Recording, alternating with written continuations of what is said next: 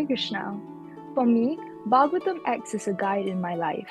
The transcendental power of it is that it has a solution to every possible problem one can face in material life.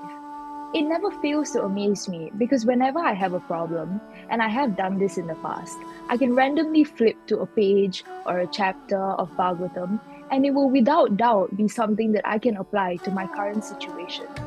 For me, that really proves that Bhagavatam is more than a mere book. It is really non-different from Krishna and will reciprocate with me accordingly. Sometimes I can get really caught up with wanting to get the association of devotees. And while that is a fundamental part of anyone's progress in spiritual life, I've recently learned that taking the association of Bhagavatam is equally, if not more important. We may not always get the opportunity to associate with devotees, but Bhagavatam is always with us. And now it's my responsibility to decide how much I want to study it and apply it in my life. In regards to that, there's a verse, 1.15.50, which talks about how Draupadi had to take care of herself without waiting for her husbands. Similar to how, as Prabhupada points out in the purport, we must learn to fly our own planes because no help will be rendered by another at a time of that. The verse then says that the help is offered on the ground before the plane takes off. And so it gives me a sense of urgency to grab as much help as I can right now. That is what I hope Bhagavatam will continue to be for me, a beacon and a path to follow. I hope to continue to use it as the most important and necessary guide, because truly there is no other source that is needed if we just open our hearts and heed the instructions that Bhagavatam has given. And most importantly, remember that Bhagavatam is more alive than you and me. Hare Krishna. Bhagavatam has taught me countless invaluable lessons, and really almost everything of substance I know in my life. But there are some which are very dear to me, and I try to apply every single day. First, to act not out of fear but out of love. Every step of the way, the Pandavas acted not out of the fear of defeat or humiliation, but out of love for Krishna. Parikshit Maharaj, when cursed to die in 7 days, didn't scramble out of fear. Instead, he lovingly surrendered to hearing Krishna's glories. Instead of fearing failure in studies, hobbies, or life's embarrassments, whatever they may be, and acting out of sheer necessity, the Bhagavatam reminds me to act out of affectionate service. Working because you love Krishna and want to serve, and not because you're afraid of not being enough. Secondly, to surrender control of everything. When my deadlines, commitments, or friendships overwhelm me, I try my best to leave it to Krishna and hand over my reins just as Draupadi and Gajendra did. Thirdly, I get my confidence by knowing that my intention and daily action matter more than my outward standing. The Bhagavatam shows that even if you're not perfect, consistent exposure and Krishna's causeless mercy can install devotion. Just as Dhruva went from material desire to pure devotion, I noticed that every verse chips away at my ego, my fears, and my constant overthinking. It shows me that the appearance of the real world does not matter, but it is my daily sincerity in devotional service that does count. And most importantly, I found a safe home for myself with Krishna and Bhagavatam, away from all the noise of the world. No matter where I am, whatever changes in my life, this reading of Bhagavatam stays constant. I try my best to take refuge in Krishna's form of Bhagavatam as the timeless and spaceless shelter. It helps me to stay grounded and protects me from the illusionments I well created for myself.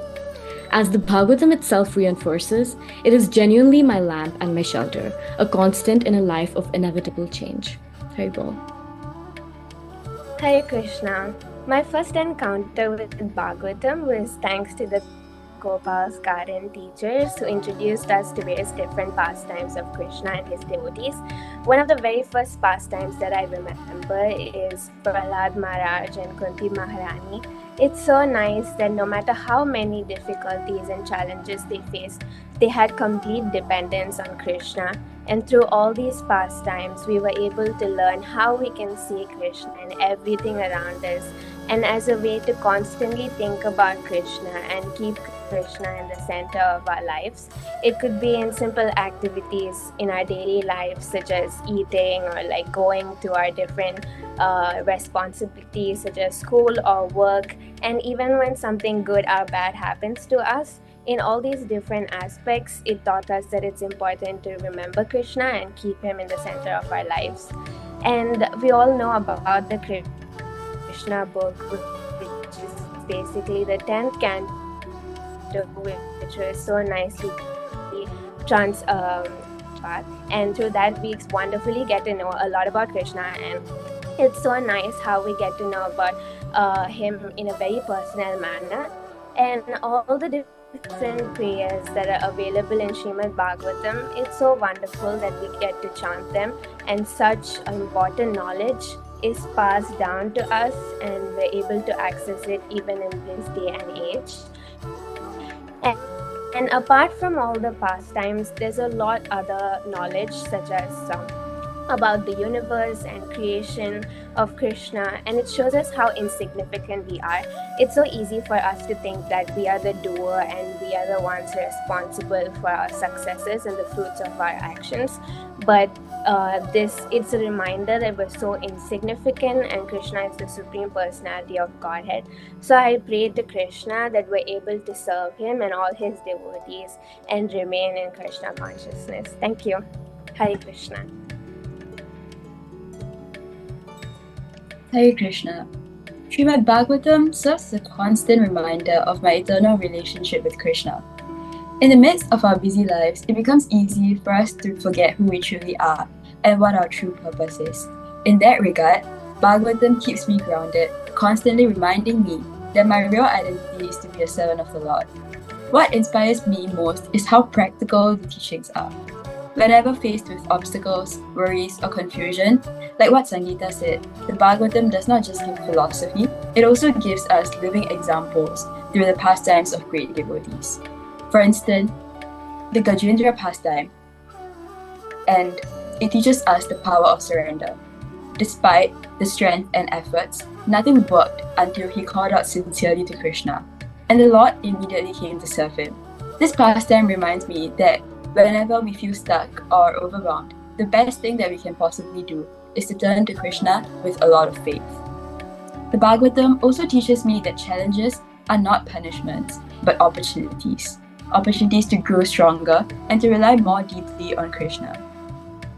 And it also reminds us that in times of difficulty, the Lord is always present, guiding us towards what is the best for us.